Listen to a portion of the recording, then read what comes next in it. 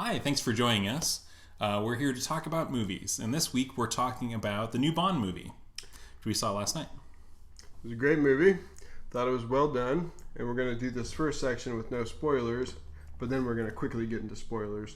So when I tell you there's spoilers, don't get mad at me, because I'm serious. There are spoilers. I'm Sam. I'm John. And we're talking about No Time to Die. No Time to Die. So what's your non-spoiler review of No Time to Die? I think it's the 25th Bond movie.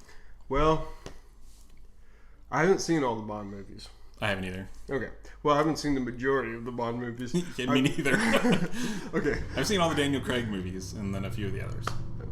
I think I suffered through a portion of one with you. Then, because my first experience of James Bond was Daniel Craig. So to me, James Bond is Daniel Craig, and Daniel Craig is James Bond. And I think Casino Royale is still one of the best Bond movies and one of the best spy action movies I think ever made. It's still, I think it really holds up still. So something I really liked about both of these that are shared between Casino Royale and No Time to Die is the entrance. Mm-hmm. You mean like the pre-title sequence? Pre-title sequence. Yeah. It was amazing. Casino Royale. What's the sequence in Casino Royale? It has a lot to do with casinos and cards, and they do a lot of. Oh, you're talking about the actual title sequence. where that cuts in. Yes, it was amazing, and the music, of course. Mm-hmm.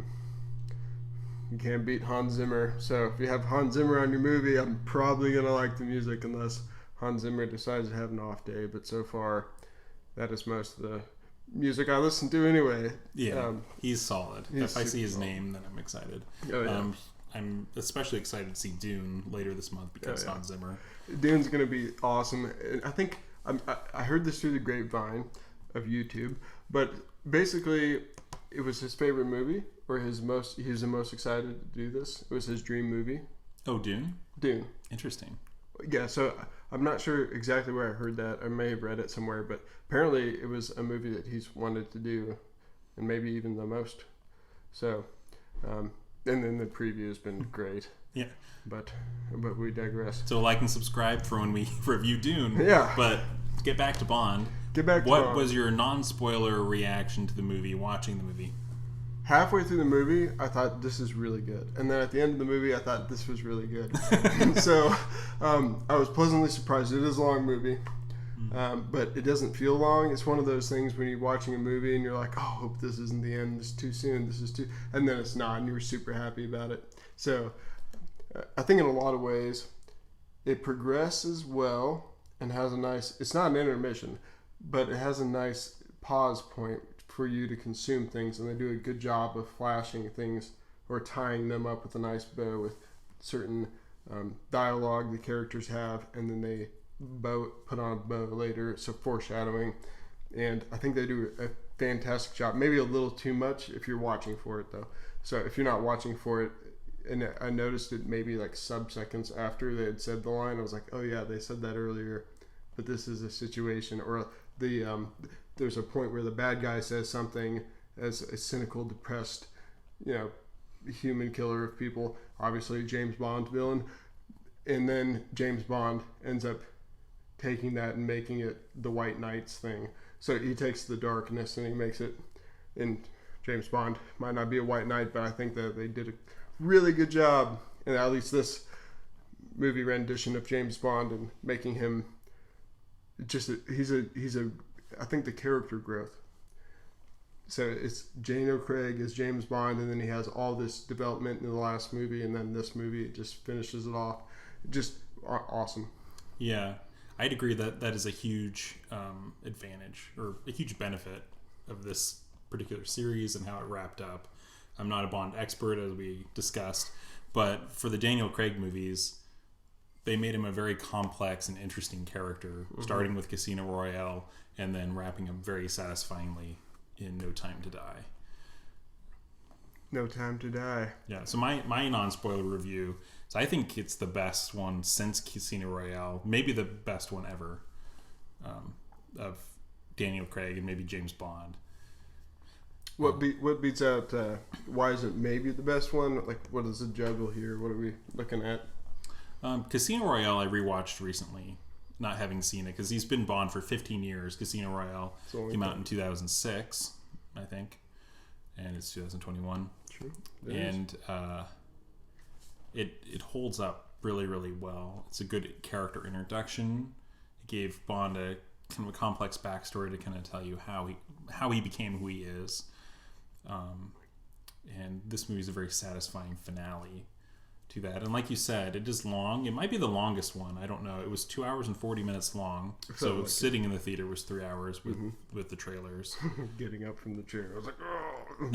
We played pickleball and my legs are dead. Pickleball's a real fun game, but anyway. Yeah, digression, but yeah. Digression, but pickleball's great. You should play pickleball. So yeah, more specifically, I thought the title sequence was very cool, and the pre-title sequence was maybe my favorite of all the Craig movies. And what do you mean by pre-title? Like everything before No Time to Die. Oh, and then the title sequence, right? Yeah, that was. And speaking of title sequence, the opening sequence is one of the best. Like, I haven't been to a movie theater for a long time, but wow, the sound, you can't beat Hans Zimmer again, but just everything about it sucked you in immediately. You just. Yeah, on that point, I think this is a movie that's very worth going to see at a movie theater. Oh yeah, you definitely, and if you can. Dolby Atlas, or what was it? Dolby Atmos, the sound system. A lot of theaters have them now. We saw Bond at a Marcus Ultra Screen, so it had, I think it's got a 4K projector. It's the biggest screen in our town, but it had a Dolby Atmos sound system, and I think crucial. If you can see it at a Dolby Vision or one of the Marcus Ultra Screens or IMAX. I would love to go back and watch it in IMAX. Mm-hmm. Yeah, I could do that tomorrow, and I'd be happy with it. Probably won't though. What's today? Anyway. The spectacle's great. Yeah. I mean, in the sound again, just riveting, and just anyway. I loved it. Okay, so now we're gonna move into spoilers. So if you haven't spoiler seen it thoughts. So if you haven't seen it, as you can tell, we both loved it, and you should go see it. You should go see it. All right, on to spoilers. What are your more expanded thoughts now that you've had 24 hours to think about it? Yeah, so I actually wish that we had done this immediately following, because it is nice enough. It's complex enough that it kind of goes into the area that Leonardo DiCaprio. Maybe not that much, but the movie where they push the guy into the tub. What am I thinking of? I don't know what you're talking about. It's a dream one. Inception. Oh yeah. What's it called? Oh yeah, Inception. I was saying yeah. Yeah. Okay. Cool. Yeah. Yeah. Christopher Nolan for sure. But yeah, so that's great. That one I couldn't have told you what I just watched like 10 minutes later, because I was still trying to figure out what the heck just happened. Yeah. But in a way, it's like that, where it sucks you in so hard that you have a hard time unraveling it a bit. And we'll get to the end at the end. But I thought the beginning sequence was just phenomenal. The guy is scary. He's wearing a mask. It's broken. Mm-hmm. You don't know who he is, and he's cold. Obviously, he's cold. He's telling you that your father killed my family, and since he's not here, I'm just gonna kill you guys. And so it's like he probably would have killed them anyway. But then the interesting part about that is he actually saves the little girl, which is outside of his character. Yeah. What do you think the significance of that? I think the image of him being cold, like you said, but it's literally cold and isolated. We don't. I assume there's some Bond lore on who Madeleine's father is. But anyway, obviously he's some kind of a hitman like Bond. Yeah. Right. But he's kind of abandoned them in this isolated place. And she's in love with the killer, which comes in later. Madeleine's mom is in love with the killer, or she says something about your father is your father's a killer. Right. Sure. And so she's still loves her father, obviously, and we never know if she sees him again. Probably not. But her mother's obviously a depressed wino, and she likes those cigarettes. So But I thought it was interesting that he saved her, because for the rest of the movie, you would have never thought that he would save her. That character, as he develops, is like, we know he'd just shoot her and leave her in the cold. He's about to kill off how much of the world. Maybe he hadn't reached that point yet, so maybe he gets darker. So maybe that was like, he was a good guy. Maybe there's a little bit that shined through where he saved the little girl. But then he talks about her eyes. Like, your eyes need me. And right. He's definitely a broken, creepy character. Well, his family was the poisoners. Right. Spectre. So he's probably raised a little rough. We'll assume he had a rough childhood. However, that does not excuse his behavior. He is a great bad guy. So if you're still here, you've seen the movie. Right. And the opening sequence is Madeline's backstory, how this killer killed her mother in revenge, and then was going to kill her, but then saves her life. Then we flash forward to Madeline and Bond. Where are they? I forget. The Acropolis. Yeah, somewhere near. And then Bond thinking that she betrayed him, and because putting her on the train. The guy tells him that it's Madeline, has all the answers, but he never does. He say she explicitly sent him there? I think he does, because the bad guy hits on it later. Like, I took everything from you. Yeah, he wants to take everything from everybody. I don't remember. But what do you think? Do you think there was a justified action or justified dramatic action in the story that Bond puts her on the train? So I thought she was bad the whole way through. Okay. So, and she kind of is bad, and to some degree. Like, she doesn't tell him, I just put nanobots on you that are going to kill this guy. Don't touch him. She just says, I can't be here for this. But she still goes through with it. And now, does the guy have her daughter at this point? See, these are the things that make me scratch my head. I think so. Okay, so she's kind of screwed. She kind of has to do it. I don't remember for sure. Yeah, well. But anyway, she's being manipulated, and she's afraid of him. So even if she doesn't have the daughter, if he doesn't have the daughter yet and have her life, she's pretty convinced that he can kill everybody, because the only reason she survived as that is mercy. So maybe some of that, and I can tell your eyes still need me. Maybe some of that was actually him. He's playing mind games with her for sure. Yes, and like she owes him something because he saved her life. Yeah, by choosing not to kill her. So, and the bullets were like in the movie, the bullets were coming right near her. Mm-hmm. So, and they were slowed down quite a bit, but still, like, you're right on the edge. There's a little bit of ice between you and. Yeah, was that a MythBusters thing, shooting into water? I think it's actually pretty hard.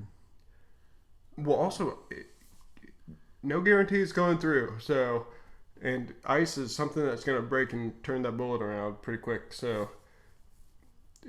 It could be. I wouldn't recommend shooting at ice. In the movie, you're meant to think that he's shooting her, but it turns out he's breaking the ice. So, in the movie, the movie, we forgive you. Makes sense. Even if it's, I don't know, it could be all like, no, I actually saved my Minnesotan cousin from drowning in the ice. I shot with my AR. So let's talk about the mission to Cuba. So then Bond has quit. Right. He's living in Cuba or in Jamaica. I think he's in Jamaica. But then he does that mission in Cuba. Right. With his friend from the CIA. Man, that would have been fun to film. Oh, we have to go to Cuba for 3 days. Oh. I loved Ana de Armas. Probably longer than 3 days. That's her name, right? In this movie. She was great in Knives Out, which was... I need to see that still. I haven't seen it. I've heard great things. Yeah, you'd really enjoy it. It was one of my favorite movies from 2019, for sure. And she's great in that. She was an incredible actor. She was fantastic. I thought her dress was a little bit outside of... Yeah, I thought that was kind of a weird choice. I mean, because I understand it's a nice ball and stuff, but she should understand that she's going to be swinging around and kicking. So if they didn't glue the dress to her boobs, I'm pretty sure it would have been just... It's just like, okay. Right. It's kind of one of those movie things where people go to the fancy dress ball, but they somehow keep their high heels on. Yeah, it's like... I mean, that's a kind of a trope. Yeah. And it actually kind of fits with her character in the sense that she seems... very loose and, bubbly and Like she's the PR rep, not the CIA operative, right. But then she's super effective. Yeah, she is. Which I thought was a fun combination of things because a lot of times the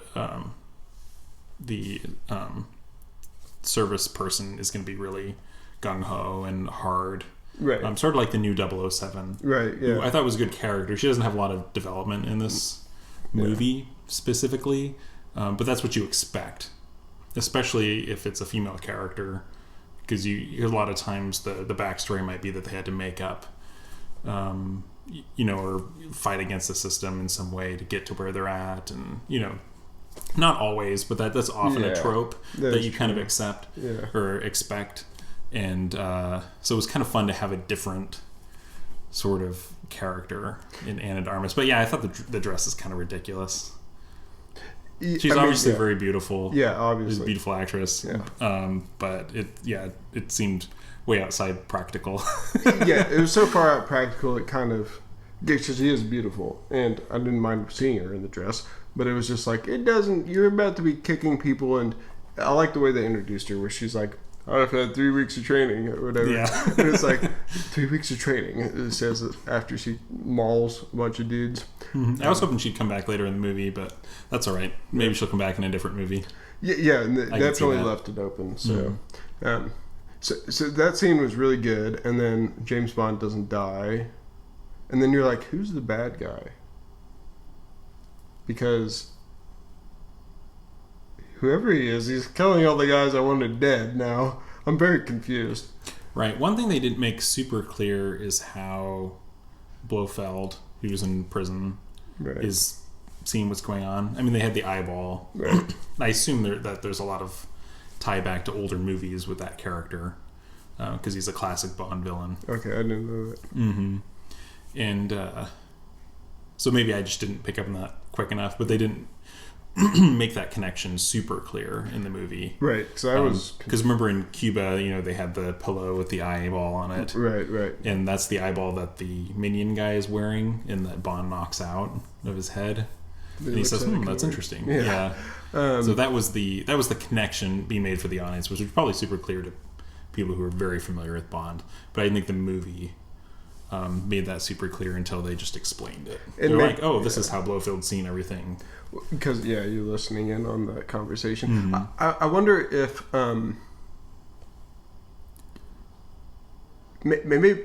maybe Bond could have actually recognized that.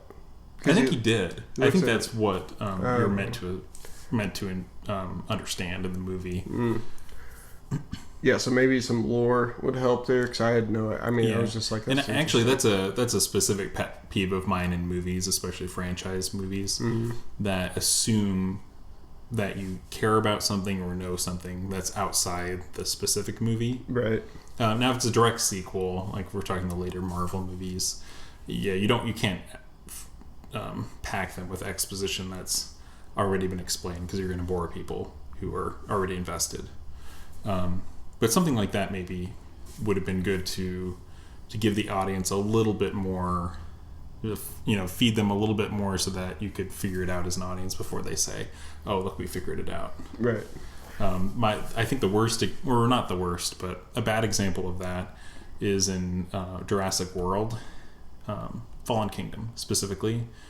The newer ones. Yeah. It's Chris Pratt. Yeah, did you see those? I think I saw the first one for sure. Yeah, I did see the first one for sure. The second one, I'm not so sure. Okay, in the second one, this doesn't spoil too much, but if you want to skip a minute, in the second one, the island is being destroyed by a volcano. So there's a character who wants to save the dinosaurs in a to save the animals sort of way, right? Mm-hmm. And the movie thinks that the audience will care because we like the Jurassic Park movies. It's like, certainly you'll care about these dinosaurs, but not really. I didn't feel like they gave enough reason in the world of that movie and the movie that came before it. Anyway. That makes sense. Maybe. Digression. Yeah. Well, anyhow. We left off at Bionic Eyes. Yes. We didn't. And it doesn't leave you... Eye. Yeah. It doesn't leave you completely clueless near the end. You understand what's going on near the end. So they do a good job of introducing it at some point. Maybe it would have been nice to have it earlier if he had said something like Blofeld, but when he like looked at it. But maybe not. I don't know. I don't get paid to direct these things, so. Mm-hmm. Yeah. And then his friend dies, which I thought was a well done scene. Mm-hmm. I mean, that's a very common trope, right? Right. That somebody next to Bond's going to die. But sometimes I feel like it's too easy for him to leave. Like, it just seems like he's, oh, thanks for the leg up. Let you drown. Bye-bye. Yeah. Better than me. Yeah. Woohoo! But this one, it really felt like he was losing a friend, and then he was all pissed about it for the rest of the movie, so I think they did a good job with him, and I really like that actor. I don't know who he is, but... I don't remember his name off the top of my head either, but he's great. Yeah, he's good. And then, so he loses his friend, and then what happens after that?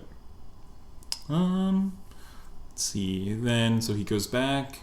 He meets the new Bond, or the new 007. Because he's confronting M about the whole, which we haven't even talked about, the Project Heracles. Yeah, Project Heracles, which can target people's specific DNA.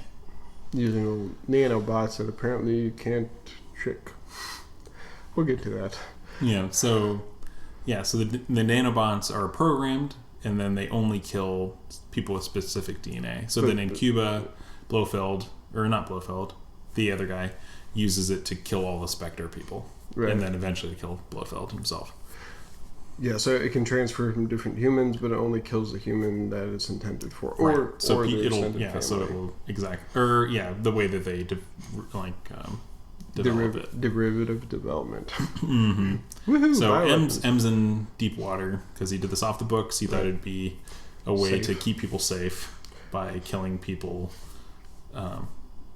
Targeted. Yeah, incisively. Thoughts for later? It's kind of in the playing God trope. Right. Like, I can control this weapon. Right. And that's a common one, too. Well utilized, I think, here.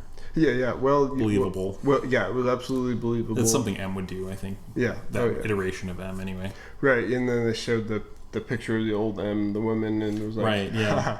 Yeah, she wouldn't be doing this shit. Yeah, I don't think so. No, I don't think that version would have done that. And they showed her portrait at the perfect time because it makes you there were lots of there were lots of Easter eggs like that were good Easter eggs in the sense that they were there communicating something specific rather than just being, oh look, it's a Bond gadget thing. Yeah. That's another huge peeve of mine is the fan candy type of Easter eggs. Right. Yeah, I love intentional Easter eggs that pull the world together and pull different movies into it. But don't rely on the past. Yeah, my throat's getting a little dry. I'm going to get a little more in just a moment. I'm drinking Talisker Storm, the only single malt from the island of Skye, I think. It's pretty good. Skye in Scotland? It's peated, but it's not super peaty, which I have no problem with peat. I love because I love Lafroig 10, which is very peaty. Lafroig. Okay. So now we're getting into the meat of the movie and into the finale, which is pretty epic. The finale was epic. Okay. They staged the finale by going into the island, which they don't know what the island harbors. Haha, island harbors. Anyway. Yeah. It's in a tricky place internationally. Right. By China and Japan.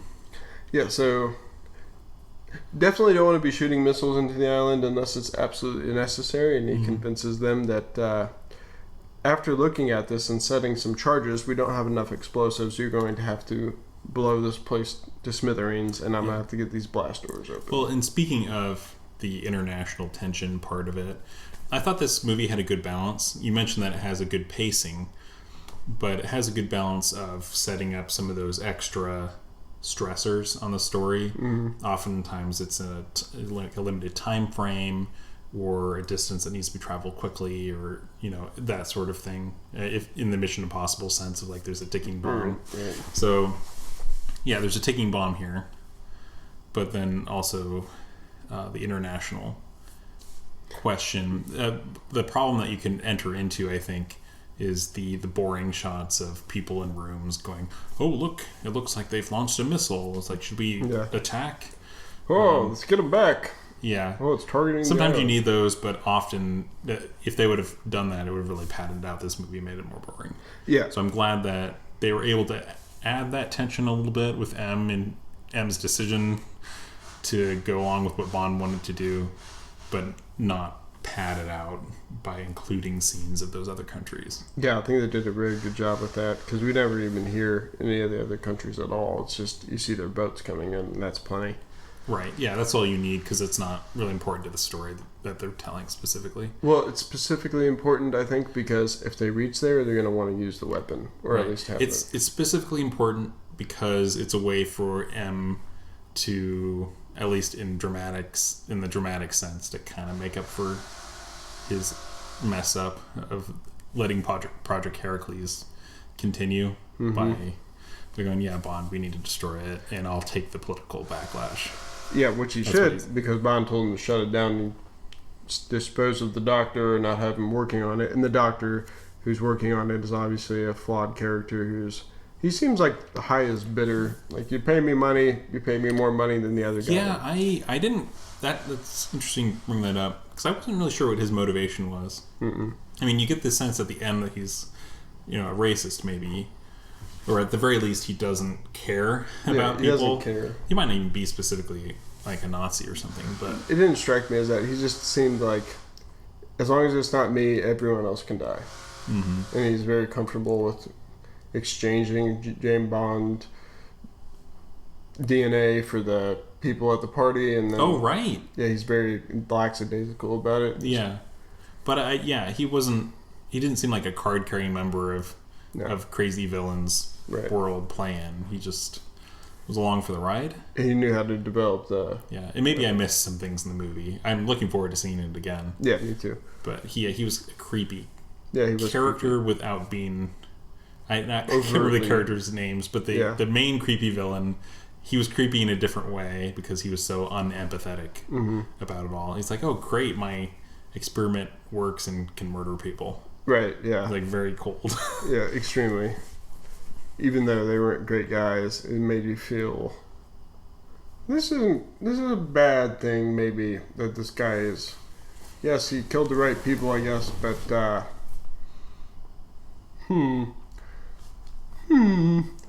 So he ends up getting kicked off by 007, the new 007, who ends up character developing slightly with her. Yeah, I mean, I thought she was a cool character, but the story wasn't really about her, so we didn't get a lot more. Right. I'm curious whether she will be the 007 character going forward. Yeah, because that's kind of what I assumed based on press and stuff, which kind of got blown out of proportion. It was like, a woman's going to play Bond, that. Yeah.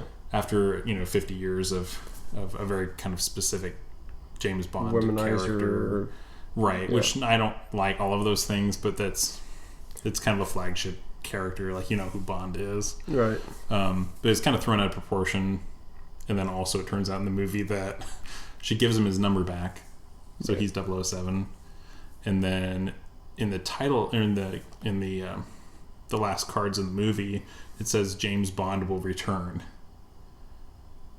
So, what? It makes it sound like they're going to cast another James Bond, right? And that character's name wasn't James. Right, like Penelope Bond or his daughter.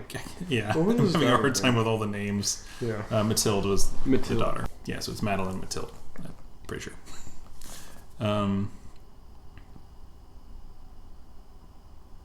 Where were we? Guy got kicked off the...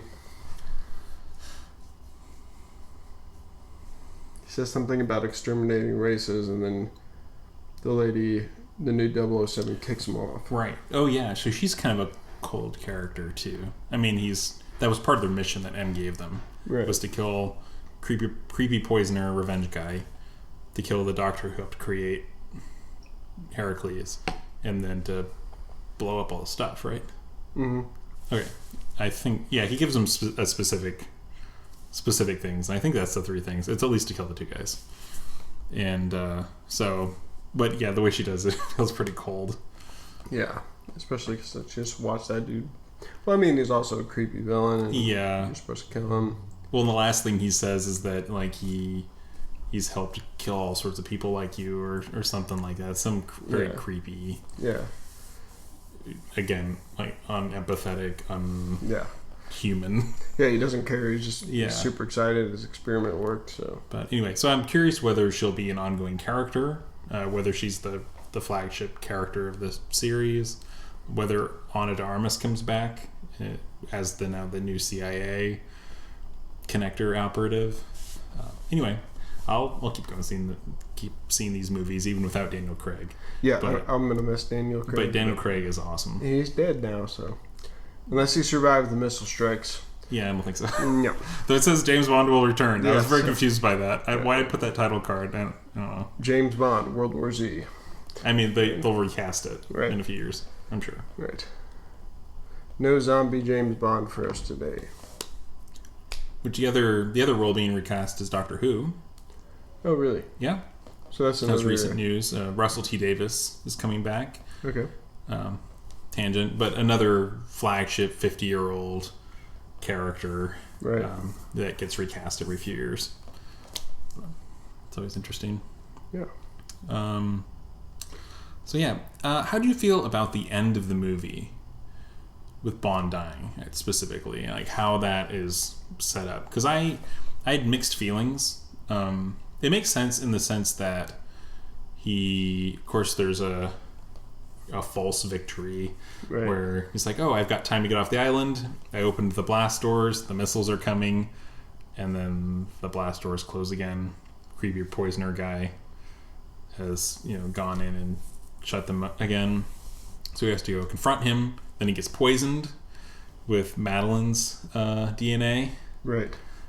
So now he can't be around or touch Madeline or Mathilde or anybody that they ever might come into contact with. Right. So he has to avoid spreading that.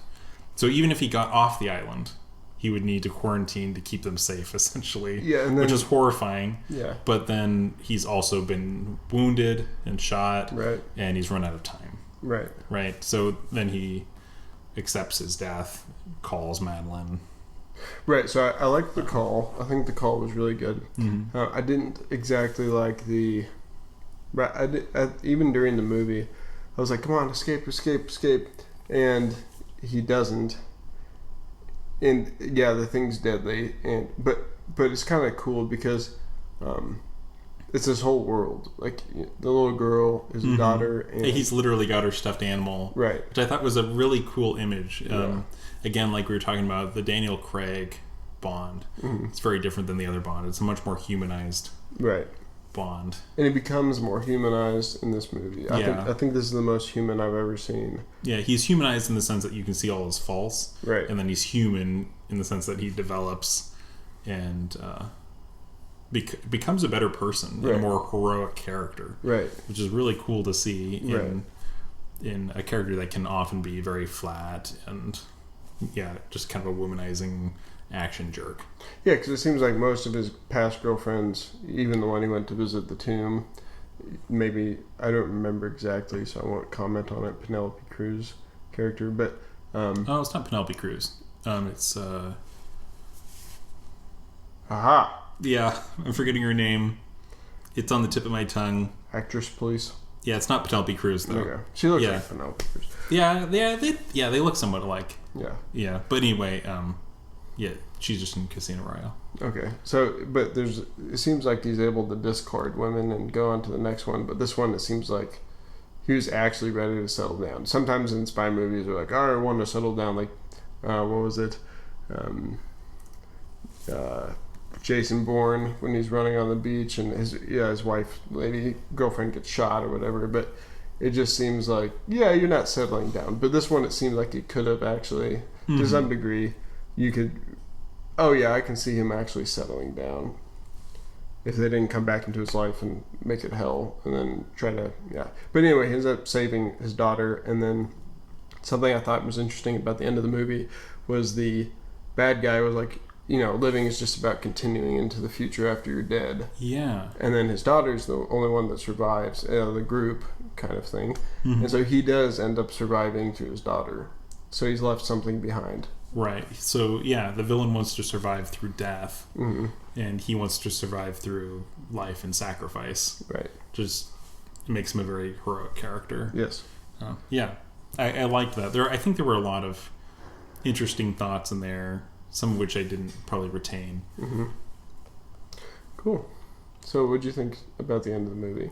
The end of the movie, I had a somewhat mixed feeling about it. Like you were saying, it felt a little constructed, where it's like, oh, he can't be with Madeline. Oh, he's going to die. And then he dies. I get that you want to recast the movie or recast the franchise. And so it's easiest if he just dies. Right, because then he's gone. Right, because then you can just start fresh. Mm-hmm. So I respect the ease of that choice. Right. And it was a great way to die. It was a great way to die. But sometimes it maybe felt a little constructed. Yeah. Yeah, it did. And even which during the movie. is sometimes not bad. I mean, that's what opera is, essentially, right? I don't go to opera, but...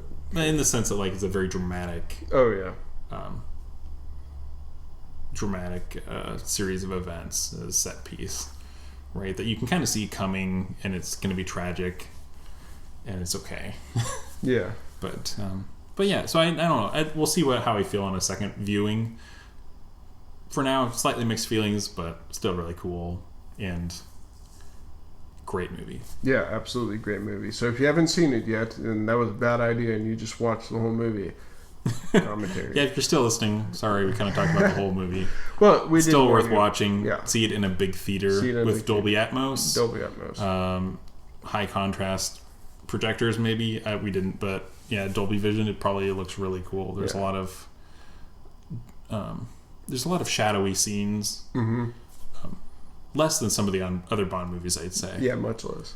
Yeah, there's bright locations too, but in a high contrast theater, I bet it looks really cool. Yeah, definitely get somewhere with great sound, because that's probably the best experience in a theater I've had. Well, I haven't had one in a long time, but the sound itself was just great. Mm-hmm. So they really made use. They assumed that there was going to be great sound in the theaters to provide you, and they dialed up some beautiful stuff as far as sound goes. And so, like and subscribe. We'll be here next week. We do one every week. Well, we hopefully. Yeah, but that's the idea. So if you liked it and you want to see more of it, I don't know what's wrong with you, but go ahead and subscribe, and then we'll know to keep making more. So. Yeah, just us talking about movies, and we like movies, and we hope you like them too. Yes, we also like Lafroig and whatever the heck this stuff is. Talisker, good stuff. Talisker, yes. See you next week.